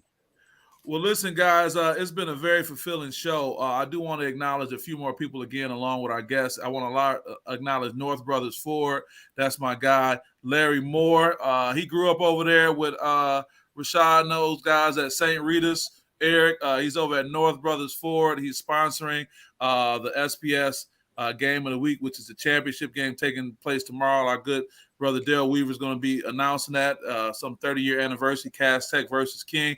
I guess we didn't even talk about that, man. Who do we see even coming out of that? We're going to see the guys run the table again. Will King do it again? Is it a trap game? Is King potentially looking past these guys? Did Cass recalibrate? I mean, in the word, we can say that. What's going to happen? And lastly, before I just get you guys a quick take on that, we'll be headed back to Western, headed back home Saturday. Shout out to the Bros, Epsilon Xi chapter, Super Rough, Extra Tough Death chapter. Shout out to the Bronco family for welcoming me in. The athletic department. Shout out to Amy Washington. Shout out to Adam, as well as Lisa. And then my guy Quan for Go Getters Clothing, who's sponsoring it. I got one more comment that just came up. Hoop Scoops, is this officially the longest show ever? Yeah, it is. It is officially the longest show. But we look at all these good folks. We got Bake in the building. Yeah. We got Bake in the building. Yeah, officially the longest show ever, and it was good. So with that being said, Aaron says CT don't want the heat. So let me get some predictions real quick going around. I'll start with my brothers representing Cody. Who do you guys got tomorrow for the city championship, Cass or King? If Cody's not in it, I don't care. King. Terry, what you thinking about this rematch, Cass versus King? Terry, what's your take on the rematch? I'm with Mr. Banks, man. I got King, man. Shout out to Ed Banks. That's a Western guy too. My guy Ed, he said King play will push them over to win. Okay, yeah, got that 5-star on Dante Moore. I'll ask you about Dante Moore specifically. What's your take on Dante Moore going out to Oregon? The quarterback factory. Are we gonna see him playing on Sundays? Eric, what you think? You know, I have a little bit of connection with him with Devin Gardner, man, former player of mine, and Devin worked with him with Young Go-Getters, and they haven't worked together in a while because things change. And I'm gonna say this about Dante Moore: he's an elite quarterback. Nephew plays for King. Shout out to King. Elijah Brickerson Smith. That's my nephew. Number 20. If you're gonna wear number 20, you better do something special. But I'll say this: when you got an elite player like that, and you're playing a team, and Spence knows what to do, Ty Spencer. I think King wins the thing, and Cass is, they're young. That's the word on the street, and they're going to be better next year. But Dante Moore, Rushing for taking over the program. Yeah. Dante Moore is when you have that type of player. They made a lot of mistakes at the end of that game. We were both there. Yeah, I think that they'll be a little cleaner. They got a few more players. And they did make a push towards the end of the game. That final score wasn't indicative of how that game was going. They was making a push. And also C.J. Sadler, young bull, on the basketball court and football field is doing strong. We're going to watch that. Yeah. There's one other thing I had to add with that. It's going to be a good time tomorrow. I want to do that. I want to thank, again, specifically Orlando Watkins and Coach Baker, because you guys are doing the work that we take for granted. You're there at the schools. You're helping these programs come together, and it's the unsung hero work that you do. I want to thank Terry McCord. Terry, you've been doing really good with holding off on us doing a college football overview right now. You've been doing good. I know you're ready to get at it and dig in. Big weekend. Yeah, but lastly, I want to extend a very appreciative thought to our special guest, Eric Pate. I appreciate you all the time that we can always chop it up on a reel, but you are inspiring us with the work you have done and what you bring. So I appreciate you coming to the platform. You're always going to be welcome here. Baker, we got to set something up, man. We got to come over to Cody and get something set up, man. You see it's already coming together easy. We got to come over there with you, man. But with that, I got every door is unlocked with a welcome sign for you to come in. All right, I love that. We're going to do something. EP, you got any last final comments as our guest today? Last final comments is this, guys. I've enjoyed this, man. This takes me back to the days when I was a full-time sports writer doing radio, and the easiest bag, easiest money. Terry, you see what you're doing? Working 3 to 4 hours a day, prepping, and then going to sleep, man, and waking up, and it's 4 o'clock, and you still got some more time in your day, man, because you worked early in the morning. But what a great time today, Lindsey, man. And, thank you for bringing me on. This is big time. No, I appreciate it, brother. Ed Banks said, Lindsey, thanks for a great show. You're welcome. Daryl Weaver said, thanks. Great show. We're going to see him tomorrow. So with that being said, guys, we're going to let y'all get out of here, man. I appreciate you, brother, so much. It's another SPS Edge Show, and we see you guys next time. Peace. Shout out to Rocky. Shout out to Rocky Watkins, man. That's my man. That's my man right there. Team Michigan. Team Michigan, baby.